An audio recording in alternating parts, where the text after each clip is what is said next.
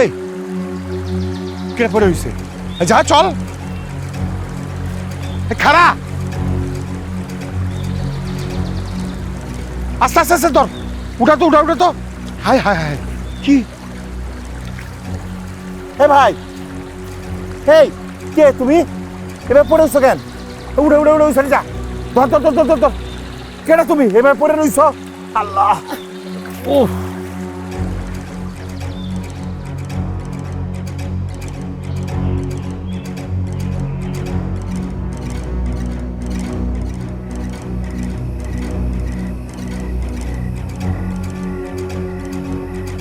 এখন তোমার শরীরটা কেমন লাগতেছে? ভালো। আর কিছু খাইবা? জি না, থ্যাংক ইউ। আচ্ছা, তোমার তোমার নাম কি, কই থাকো, পরিচয় তো কিছুই দিলা না। রাকিব। রাকিব? হ্যাঁ, সেটা তো বুঝলাম, কিন্তু রাকিব তো একটা মানুষের পরিচয় হইতে পারে না। মেয়ে ঝাইরা কাশো, পরিচয় কি, কই থাকো সেটা কইবা তো। গ্রামে থেকে আরেক গ্রামে কাঁচামালের ব্যবসা করি, সাপ্লায়ার বলতে পারেন। গ্রামের ছেলে। তুমি গ্রামে গ্রামে কাঁচামালের ব্যবসা করো? চাচা, আসলে অনেকেরই এই ভুল ধারণাটা হয়। আমার জীবনের একটা গল্প আছে, আপনি যদি পারমিশন দেন আমি একটু শেয়ার করবো। আমার বাবা মা নেই, এতিম, গরিব।